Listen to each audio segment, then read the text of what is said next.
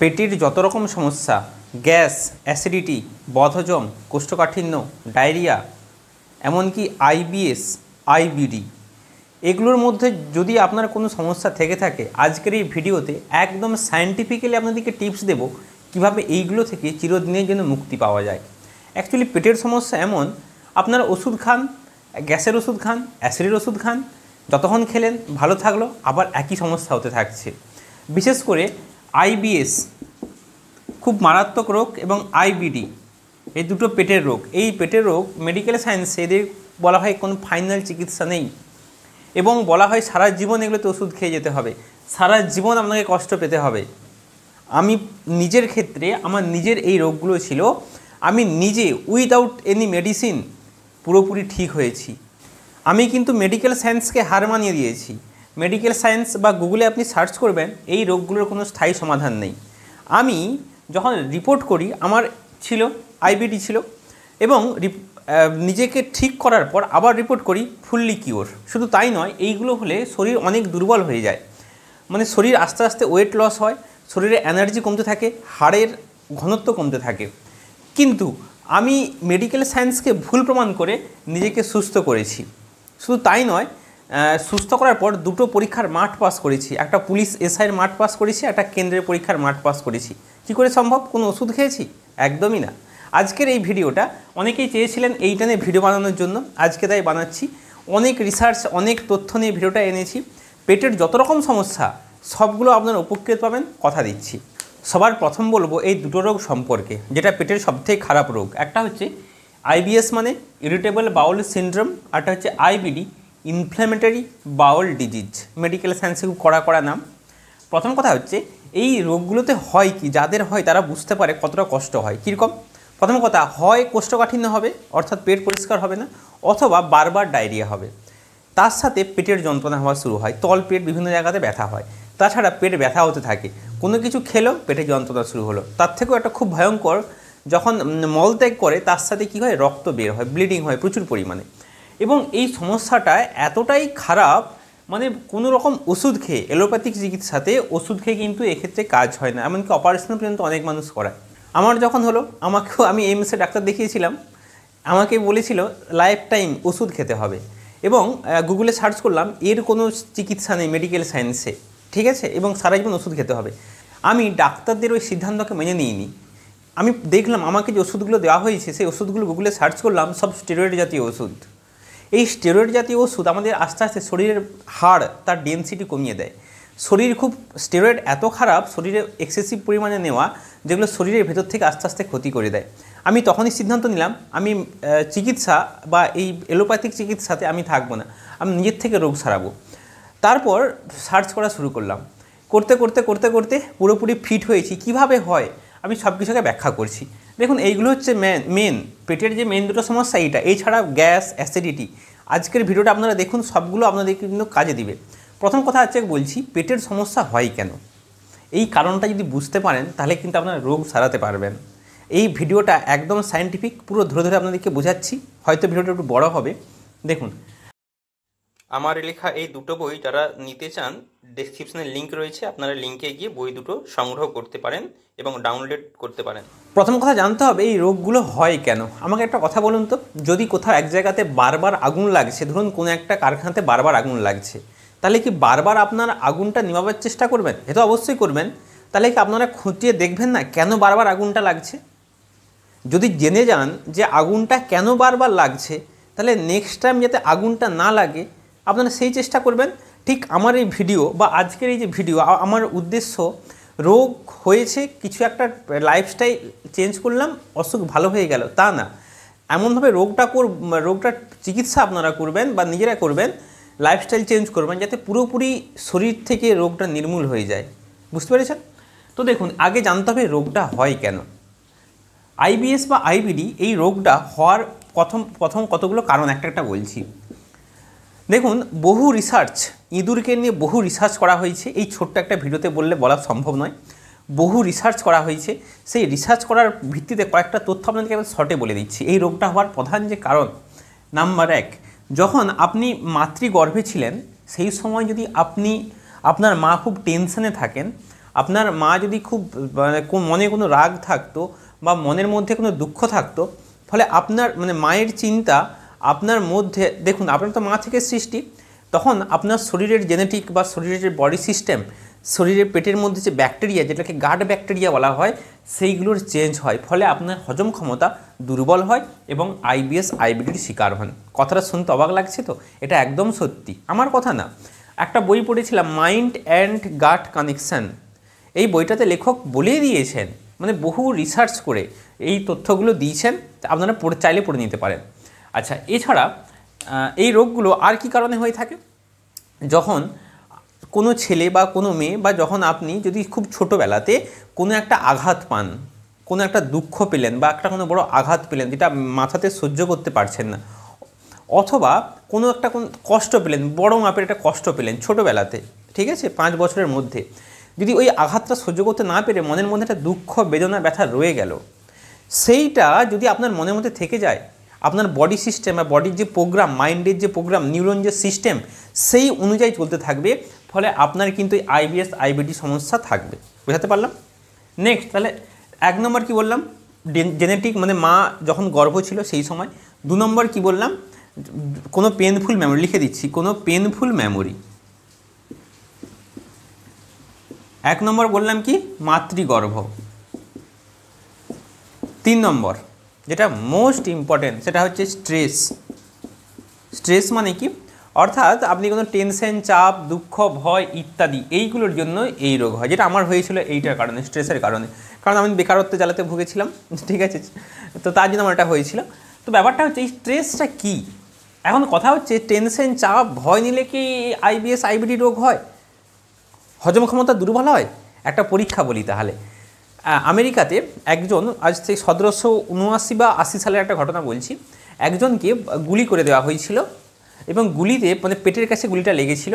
Operation করে, তখনকার চিকিৎসা অতটা উন্নত ছিল না, কেটে মানে পেটটা কেটে গুলিটা বের করা হয়েছিল, আর ওটা বুঝেনি, ফাঁকা রয়ে গেছে।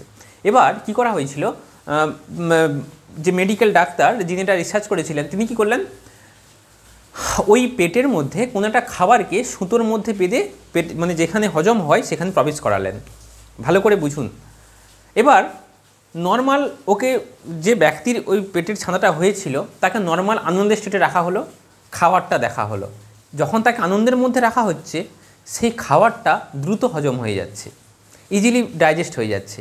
কিন্তু তাকে ইচ্ছে করে রাগিয়ে দেওয়া হলো, তারপরে সুতোর মধ্যে খাবারটাকে দিয়ে চেক করা হলো, মানে এরকম একটা, তার পেট ধরুন এরকম একটা পেট, তো এইখানটাতে ছানা রয়েছে, এবারটা সুতোর মধ্যে খাবারটা এইরকম করে দিল, ঠিক আছে, দিল।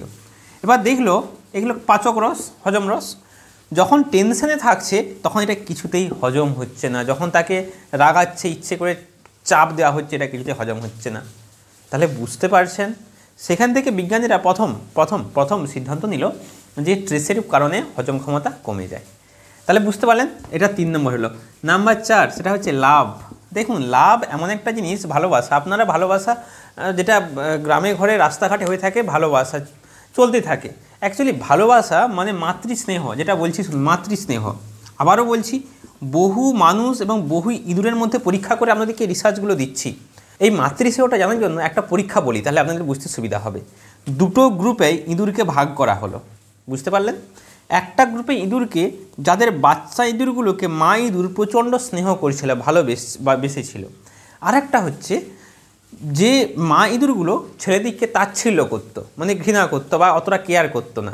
আবার বলছি, যে 2টো গ্রুপ, একটা মা ইঁদুর তার সন্তান ইঁদুরগুলোকে খুব স্নেহ করছে, আদর করছে, আর একটা হচ্ছে তাচ্ছিল্য করছে। রিসার্চ করে দেখা গেছে, কিছুদিন পরে পরীক্ষা করে দেখা গেছে, এই ইঁদুরের হজম ক্ষমতা অনেক বেশি, এই ইঁদুরের হজম ক্ষমতা অনেক কম। আবারও বলছি, তাহলে বুঝতে পেরেছেন ছোটোবেলায় মাতৃস্নেহ থাকাটা কতটা প্রয়োজন।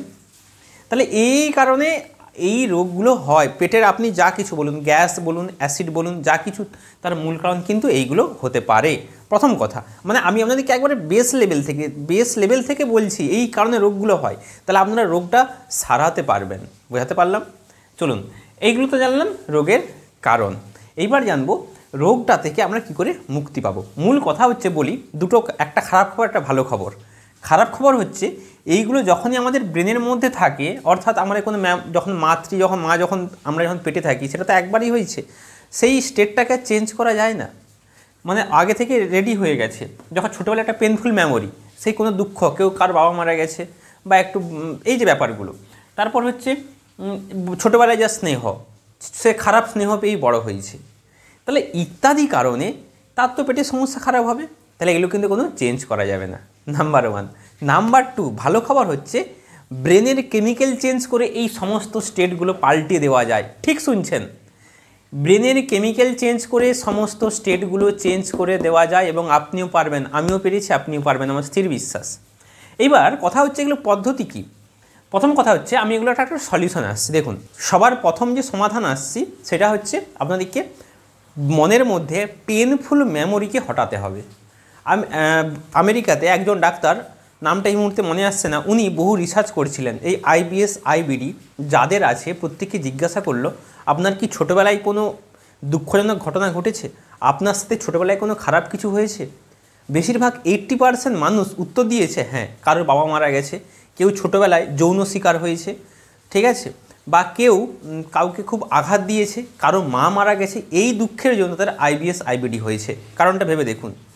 এইবার কথা হচ্ছে এই যে রোগগুলোর তাহলে সমাধান কি? সবার প্রথমে হচ্ছে মাথার মধ্যে পেনফুল মেমোরিকে হটাতে হবে। অর্থাৎ পেনফুল মেমোরি হটানা বললেই কি হটে যায়? একদমই না, কিছু টেকনিক আছে, বিশ্বাস করুন এই ছোটো ভিডিওতে এইগুলো করা সম্ভব নয়। আপাতত আপনারা একটা কাজ করতে পারেন, পেনফুল মেমোরি হটানোর জন্য অনেক টেকনিক আছে। তো আপাতত আমার একটা এই চ্যানেলটা ভিডিও দেওয়া আছে, একটা মেডিটেশন দেওয়া আছে, স্ট্রেস ম্যানেজমেন্ট করার মেডিটেশন, আপনারা ওটা দেখতে পারেন। আপনারা রেগুলার মেডিটেশন করবেন। মেডিটেশন করলে কি হয়, ব্রেনের যে ওয়েভ, সেই ব্রেনের ওয়েভ কিন্তু চেঞ্জ হয়ে যায়। এগুলো সায়েন্টিফিক্যালি পরীক্ষিত। আবারও বলছি, স্বামী বিবেকানন্দ তো বোকা ছিলেন না। স্বামী বিবেকানন্দ নাম ধ্যান করতেন এত বেশি কেন? কারণ উনি জানেন মেডিটেশন এমন একটা জিনিস সমস্ত দিক থেকে তাকে ডেভেলপ করে।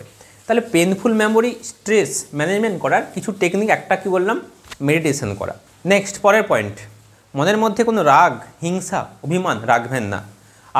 আপনার সাথে যদি কেউ ভুলও করে, আপনি তাকে ক্ষমা করে দেবেন। আবারও বলছি, আমি একটা বই পড়েছিলাম, you can heal your life. সেক্ষেত্রে বলেছে যে আপনি হিলিং দ্বারা যদি শরীরকে পুরোপুরি সুস্থ করতে চান, প্রথম কাজ করতে হবে অপরকে ক্ষমা করে দেওয়া। এবং কাকে ক্ষমা করবেন? আপনার যাকে মনে হবে যে ওকে ক্ষমা করা আমার অসম্ভব, সবার প্রথম আপনাকে তাকে ক্ষমা করতে হবে। দুর্ধর্ষ একটা বই। এগুলো হচ্ছে দেখুন সায়েন্টিফিক্যালি ব্যাপার। অর্থাৎ আপনার ব্রেন, সমস্ত কিছু ব্রেন, যখন আপনি স্ট্রেসে থাকছেন, আপনার মস্তিষ্কের সাথে এই পেটের একটা সংযোগ রয়েছে, ভেগাস নার্ভ। আমি একটা ভিডিও দিয়েছি ভেগাস নার্ভ সম্পর্কে। সেই ভেগাস নার্ভের সংযোগের দ্বারা এই পেটের সাথে মস্তিষ্ক কথা বলে, বুঝতে পেরেছেন? অর্থাৎ আপনি যখন রাগের মধ্যে থাকেন, সেই অবস্থায় যখন আপনারা খাচ্ছেন, আপনার শরীরের যে জুসগুলো, উৎসেচকগুলো, সেগুলো কিন্তু ক্ষরণ হচ্ছে না, ফলে হজম হবে না। তাহলে রাগ, অভিমান, চিন্তা, ভয়, এগুলো কিন্তু হটাতে হবে, প্রথম স্টেপ। নেক্সট কিছু বলবো এক্সারসাইজ। এবার এক্সারসাইজ আমি যেগুলো করছেন সেগুলো বলছি। অনেক এক্সারসাইজ আছে, অনেক কিছু আপনাদের শরীরে যারা আইবিএস থাকে, দুর্বল থাকে, আমি একদম সিম্পলভাবে বলছি, যাতে সকলেই করতে পারেন। সেটা হচ্ছে আপনারা কিচ্ছু করবেন না, একটাই শুধু প্রাণায়াম করবেন। সেটা হচ্ছে অনুলোম বিলোম। কি বললাম? অনুলোম বিলোম। এই প্রাণায়ামটা আমি পরে এইটা ডিটেলস একটা ভিডিও আনবো। এই একটা প্রাণায়ামে শরীরের সমস্ত রোগ সেরে যেতে পারে, সঠিক পদ্ধতিতে যদি কেউ করে। আবার বলছি, সঠিক পদ্ধতিতে যদি কেউ করে, তাহলে পুরোপুরি রোগ নিরোগ হয়ে যাবে, শরীরের সমস্ত রোগ। ডিটেলস একটা ভিডিও আনবো অনুলোম বিলোম সম্পর্কে।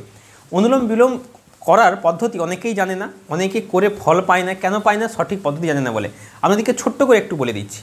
অনুলোম বিলোম করার পদ্ধতি হচ্ছে, প্রথম কথা হচ্ছে আপনারা সোজা হয়ে বসবেন, এই আঙুল আর এই দুটো আঙুল, ঠিক আছে? সবার প্রথম কি করবেন, বাম নাক দিয়ে ধীরে ধীরে শ্বাস নিলেন, সঙ্গে সঙ্গে এই দুটো আঙুল চাপবেন, ডান নাক দিয়ে ছাড়বেন, আবার ডানে নেবেন, বামে ছাড়বেন, আবার বামে নেবেন, ডানে ছাড়বেন, ডানে নেবেন, বামে ছাড়বেন। এটা হচ্ছে ফার্স্ট স্টেজ। আপনারা যারা এখনও অনুলোম বিলোম করতে শুরু করেননি, আপনারা প্রথম 1 সপ্তাহ এইটা করবেন। অর্থাৎ বামে নেবেন, ডানে ছাড়বেন, ডানে নেবেন, বামে ছাড়বেন।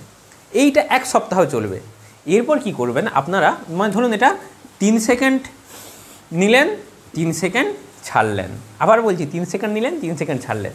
এরকম কিছুদিন করছেন, পরে পরে যখন একটু শিখে যাবেন অ্যাডভান্স লেভেলে একটা রেশিও মেনটেন্স করবেন, যেইটা খুব ভেরি ভেরি ইম্পর্টেন্ট। আমি বলি অনেকগুলো ভিডিও দিয়েছি, আমি প্রায় প্রত্যেকটা ভিডিওতেই বলি যেখানে রোগ ভালো করার এই অনুপাতে শ্বাস নেওয়া 1:4:2। আমার প্রথম ভিডিও এই বিষয় ছিল। 1:4:2 মানে দেখুন আমি একের মান ধরলাম, 3 ধরলাম, তাহলে আপনি 3 গুণ করুন, 1 3 3, এখানে 3 গুণ করুন, 4 3 12, এখানে 2 3 6। দেখুন মানে দেখুন ভালো করে খেয়াল করুন, আপনি 3 সেকেন্ড শ্বাস নিলেন, 3 নিলেন, 12 সেকেন্ড শ্বাস ধরে রাখলেন পেটের মধ্যে, পেটটা ফুলবে একটু, ধরে রাখলেন, তারপর 6 সেকেন্ড শ্বাস ছাড়তে থাকলেন, আবার 3 সেকেন্ড নিলেন, 12 সেকেন্ড ধরে রাখলেন, 6 সেকেন্ড ছাড়লেন। এইটা হচ্ছে অনুলোম বিলোম করা অ্যাডভান্স এবং সব থেকে, এবং এটাকে অ্যাকচুয়ালি অনুলোম বিলোম বলেন, এটা বলে নারী শোধন প্রাণায়াম। ইউটিউবে আপনারা সার্চ করবেন, বেশিরভাগ ইউটিউবার, আমি কাউকে ছোটো করছি না, আপনারা একটু মিসগাইড হয়ে যান কেন, অনুলোম বিলোম বা নারী শোধন গুগলেও সার্চ করবেন, বলে অনুলোম বিলোম অবলিক দিয়ে নারী শোধন। ফুল অনুলোম বিলোম হচ্ছে এইটা যেখানে কোনো শ্বাস ধরে রাখা হচ্ছে না, আর নারী শোধন হচ্ছে আপনার শরীর প্রত্যেকটা কোষে কোষে অক্সিজেন পৌঁছাবে। যখনই আপনি শ্বাসটা ধরে রাখছেন না, প্রত্যেকটা কোষে কোষে অক্সিজেন পৌঁছাচ্ছে। একটা আর্টিকেল পড়েছিলাম কালকেই যে ক্যান্সার চিকিৎসা, এটা শরীরের মধ্যে অক্সিজেন বাড়িয়ে ক্যান্সার কোষকে পুড়িয়ে দেওয়া যায়। শরীরের মধ্যে অক্সিজেন লেভেল বাড়িয়ে ক্যান্সার কোষকে পুড়িয়ে দেওয়া যায়। তাহলে শরীরে যদি অক্সিজেন লেভেল বাড়ে, যেখানে ক্যান্সারের মতো কোষ ধ্বংস হচ্ছে, অন্যান্য রোগ তো মামুলি ব্যাপার, মানে এইসব রোগ অটোমেটিক ভালো হবে। এবার এই অনুলোম বিলোমটা তাহলে কী করে 10 বার করবেন, কতবার বললাম 10 বার। আপনারা কখন করবেন, আপনাদের সমস্যা এখন যদি বেশি থাকে, পেটের সমস্যা, যে কোনো সমস্যা, 2 বার করবেন, সকালে খালি পেটে, আরেকবার সন্ধ্যাতে খালি পেটে। বোঝাতে পারলাম? তাহলে অনুলোম বিলোম করার সঠিক পদ্ধতি এইটা, প্রত্যেকে করবেন। এটা হচ্ছে মানে body pain, back pain, paralysis, তারপর হচ্ছে আপনার হার্ট মানে হৃৎপিণ্ড, শরীরের A to Z রোগ সমস্যার সমাধান করে অনুলোম বিলোম প্রাণায়াম। ঠিক আছে। 2 নম্বর, যখনই আপনারা খাবেন, খাওয়ার আগে, এটা আমার মেন্টর আমাকে শিখিয়েছেন, খাওয়ার আগে, দুপুরে এবং রাতে খাওয়ার আগে শবাসন করবেন। কেন? যখন আপনারা শবাসন করছেন, শবাসন করার ফলে কী হয়, আমাদের মস্তিষ্ক পুরো স্থির হতে থাকে। যখনই মস্তিষ্ক স্থির হতে থাকে, যখন আমরা খেতে যাব, খাবারটা কিন্তু ভালো ডাইজেস্ট হবে, খুব মানে ব্লাড ফ্লোটা ভালো থাকবে। বোঝাতে পারলাম? 3 নম্বর, আপনারা যখন খাবেন, খাওয়ার পরেই সঙ্গে সঙ্গে বজ্রাসনে বসবেন। আপনারা দুপুরে যখন খাবেন, খেয়ে সেই আপনারা সঙ্গে সঙ্গে বজ্রাসন করবেন 5 মিনিট, মেরুদণ্ড সোজা করে বজ্রাসন করবেন। তাহলে কি বললাম? খাওয়ার আগে শবাসন, খাওয়ার পরে বজ্রাসন, এই দুটো ব্যায়াম। ব্যায়ামের মধ্যে আবার বলছি, খাওয়ার আগে শবাসন, খাওয়ার পর বজ্রাসন, অর্থাৎ দুপুরে খাওয়ার আগে, খাওয়ার পর, রাতে খাওয়ার আগে, খাওয়ার পর। এই বজ্রাসনটা এত জবরদস্ত একটা মেথড, আপনারা ভাবতে পারবেন না। মানে কোনো অ্যাসিডের গুলি, মানে অ্যাসিডের ট্যাবলেট, কোনো গ্যাসের ট্যাবলেট কিচ্ছু খেতে হবে না, হজম ক্ষমতা আপসে ঠিক হতে থাকবে। কেন? কারণ আমরা যখন বজ্রাসনে করছি, আমাদের গোটা শরীরের রক্ত, পায়ের রক্ত কোথায়, পেটে এসে ফ্লো করছে, পেটে ফ্লো করছে। যখনই পেটে ফ্লো করছে, তখন কি হচ্ছে, আমাদের শরীরের পুরো ওই রক্তটা হজম করাতে ব্যস্ত হয়ে যাচ্ছে, ফলে খুব দ্রুত হজম হয়। বুঝতে পারলাম? তাহলে এক্সারসাইজের মধ্যে আপনাদেরকে কী দিলাম, 3টে জিনিস বলেছি। একটা হচ্ছে সকালে প্রাণায়ামের মধ্যে অনুলোম বিলোম, একটাই প্রাণায়াম। 2 নম্বর বললাম খাওয়ার আগে শবাসন, খাবার পর বজ্রাসন। শবাসনটা কি একটু বলে দিই। শবাসন হচ্ছে আপনি খাওয়ার আগে আপনার শরীরটাকে পুরো এলিয়ে দেবেন মানে শরীর প্রত্যেকটা অঙ্গকে রিল্যাক্স করে দেবেন। বুঝতে পারলাম? যেন মনে হচ্ছে, ভাববেন যে প্রত্যেকটা শরীর পুরো রিল্যাক্স হয়ে যাচ্ছে। এবার আপনারা আমি যেটা করেছিলাম সেটা এক্সট্রা, সেটা হচ্ছে কপালভাতি প্রাণায়াম। কপালভাতি প্রাণায়ামটা খুব বেশি করা যাবে না, 5 থেকে 10 মিনিট, ওর বেশি নয়। কিন্তু কপালভাতি প্রাণায়ামটা কি জানেন নিশ্চয়ই। কপালভাতি প্রাণায়াম হচ্ছে শ্বাসকে ফোর্সফুলি ছেড়ে দেওয়া, ওতেও পেটের অনেকটা ভালো কাজ হয়। তাহলে কপালভাতি প্রাণায়াম, অনুলোম বিলোম প্রাণায়াম, দুটো প্রাণায়াম, খাওয়ার আগে শবাসন, খাওয়ার পর বজ্রাসন, এইটা হলো আপনার এক্সারসাইজ। এইবার কিছু টেকনিক, আপনার পেটটা কী করে হিল করা যায়। পেটে বহু রিসার্চ হয়েছে, বহু তথ্য পাওয়া গেছে, সেই রিসার্চের বেসে আপনাদেরকে কয়েকটা তথ্য বলি। এবার আসছি আপনি খাওয়া দাওয়া কীভাবে করবেন। দেখুন, প্রথম কথা হচ্ছে আমাদের পেটের মধ্যে অসংখ্য ব্যাকটেরিয়া রয়েছে, বৃহদন্ত ক্ষুদ্রান্তে প্রচণ্ড ব্যাকটেরিয়া রয়েছে, যাকে আমরা বলি গাট ব্যাকটেরিয়া। এই ব্যাকটেরিয়া কিন্তু খাদ্য হজম করতে সাহায্য করে। এই ব্যাকটেরিয়ার প্রজাতিকে বাড়িয়ে আপনি আপনার শরীরকে পুরোপুরি কিওর করতে পারেন। আবার বলছি, পুরোপুরি কিওর করতে পারেন ব্যাকটেরিয়াকে পরিবর্তন ঘটিয়ে। এখন এই ব্যাকটেরিয়ার পরিবর্তন ঘটবে কী করে? সবার প্রথম হচ্ছে আপনারা যে খাবারটা নেবেন, সেই খাবারটা একটা হচ্ছে প্রিবায়োটিক, আরটা হচ্ছে প্রোবায়োটিক। আপনার এলোপ্যাথিক ডাক্তার এগুলো আপনাদেরকে শেখায় না, গেল ওষুধ দিল কমে গেল, কিন্তু আবার কিছুদিন পরে আবার ওষুধ খেতে হচ্ছে, তাতেও কমছে না। দেখুন প্রিবায়োটিক মানে ভালো করে বুঝুন, আর প্রোবায়োটিক মানে আমাদের পেটের মধ্যে যে গুড ব্যাকটেরিয়া যেগুলো আছে সেই তার সংখ্যা বাড়ায় কোন খাদ্য? প্রোবায়োটিক খাদ্য। পেটের মধ্যে গুড ব্যাকটেরিয়া যে বাড়ায় সেগুলো হচ্ছে কি? প্রোবায়োটিক খাদ্য। এবার আপনাদের বলছি যে কোন কোন খাদ্যগুলো প্রোবায়োটিক। সবার প্রথম যেটা খুব আইবিএস আইবিডি বা পেটের জন্য যেটা খুব দুর্ধর্ষ একটা খাবার, সেটা হচ্ছে কি? সেটা হচ্ছে টক দই। আবার বলছি টক দই। এবার অনেকে দুধ সহ্য হয় না, দই সহ্য হয় না, যদি নাও সহ্য হয় ম্যাক্সিমাম সহ্য হয়। 2 নম্বর হচ্ছে কি? ফার্মেন্টেড ফুড, মানে যেগুলো সন্ধান প্রক্রিয়ায় তৈরি হয়। সন্ধান প্রক্রিয়া আচার হতে পারে, বা বিট মানে বিট জুসের যে কাঞ্জি হয়, আপনারা একটু চাইলে ইউটিউবে একটু সার্চ করে দেখে নেবেন বিট জুসের কাঞ্জি কীভাবে বানায়। সেই বিট জুসের কাঞ্জি অর্থাৎ একটা কাঁচের বোতলের মধ্যে বিট টুকরো আরও বেশ কিছু জিনিস দিয়ে ওতে ফার্মেন্টেড মানে গেঁজানো পদ্ধতি গেঁজিয়ে যায়, অর্থাৎ ব্যাকটেরিয়া তৈরি হয়। ওই জুসটা 2 দিন পর, 2 দিন থেকে 3 দিন পর যদি খাওয়া হয়, পুরো পেটে প্রচণ্ড পরিমাণে ব্যাকটেরিয়া বাড়ে। দেখুন টক দই কী থাকে আমরা সকলেই জানি, ল্যাকটিক অ্যাসিড, তাই তো? ওই ল্যাকটিক অ্যাসিড ল্যাক্টোব্যাক্সিলাস, ফলে পেটের ব্যাকটেরিয়া বাড়ায়। এবং এছাড়াও ফার্মেন্টেড যে ফুড যেগুলো সন্ধান প্রক্রিয়ায় তৈরি, বা ইডলিতেও কিন্তু পাওয়া যায়, ঠিক আছে? ঠান্ডা করে যদি ইডলি খাওয়া যায় তাতেও পাওয়া যায় এই গুড ব্যাকটেরিয়া। তাহলে প্রথম কথা ব্যাকটেরিয়াকে বাড়াতে হবে। 2 নম্বর, শুধু ব্যাকটেরিয়াকে বাড়ালে তো হবে না, যে ব্যাকটেরিয়াগুলো আছে বা যেগুলো বলি সেদের খাবার দিতে হবে, ব্যাকটেরিয়ার খাবার দিতে হবে। এই প্রোবায়োটিক হচ্ছে সমস্ত ফাইবার ফুড। আবার বলছি ফাইবার ফুড। এই ফাইবার ফুডগুলো কী কী? প্রচুর পরিমাণে ফাইবার থাকে কিসে কিসে, অর্থাৎ প্রোবায়োটিক খাদ্য কিসে কিসে। দেখুন নাম্বার 1 ইসবগুলের ভুসি। আমি কিন্তু অনেকগুলো ভিডিওতে বারবার বলেছি ইসবগুলের ভুসি, চিয়া সিড, এগুলোতে প্রচণ্ড পরিমাণে ফাইবার থাকে। কারণ দেখবেন আপনারা জলে দেবেন অনেকটা ফুলে যাবে কিছুক্ষণ রাখলে।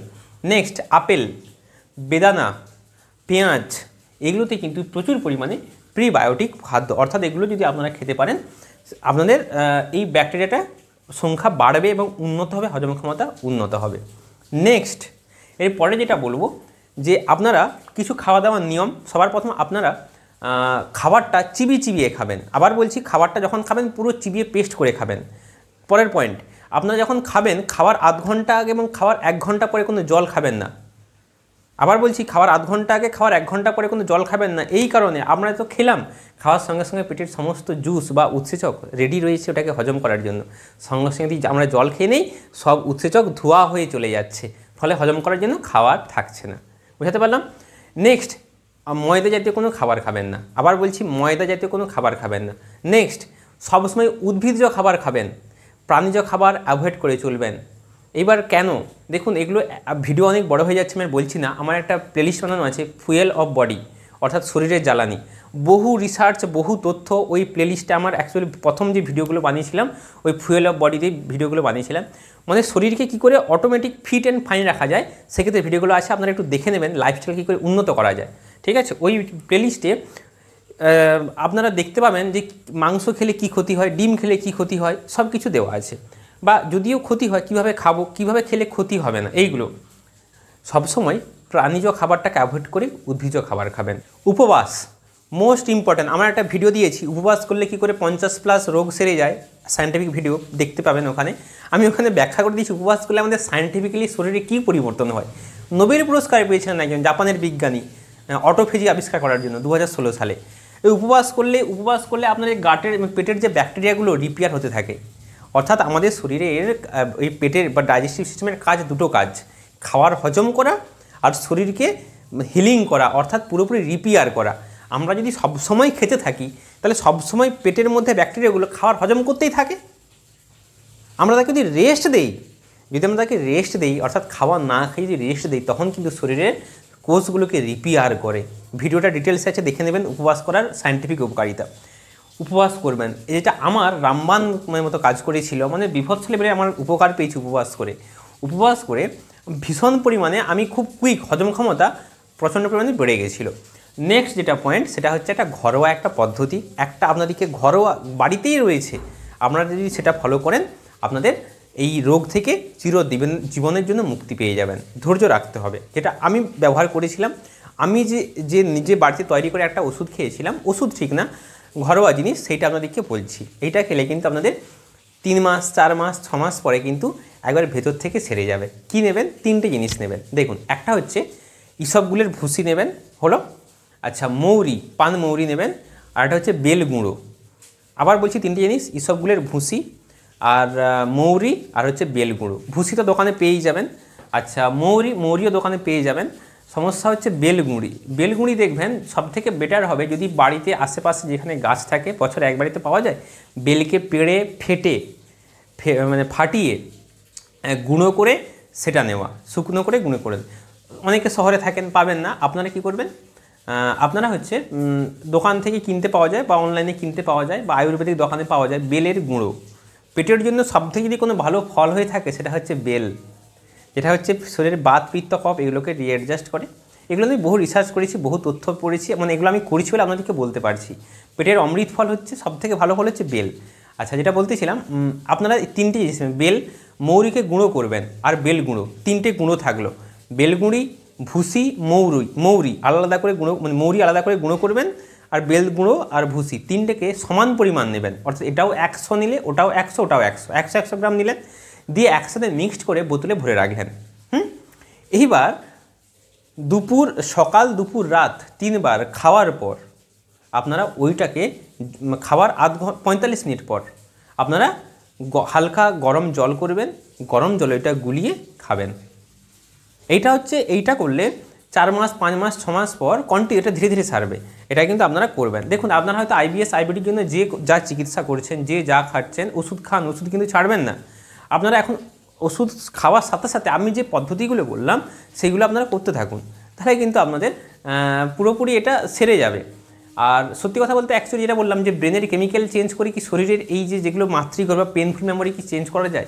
ব্যাপার হচ্ছে একটা ছোট্ট ভিডিওতেই এত বড় একটা জটিল বিষয় আমি যতটুকু পেরেছি আমি কিন্তু বলার চেষ্টা করেছি। ভিডিও অনেক বড় হয়ে গেছে।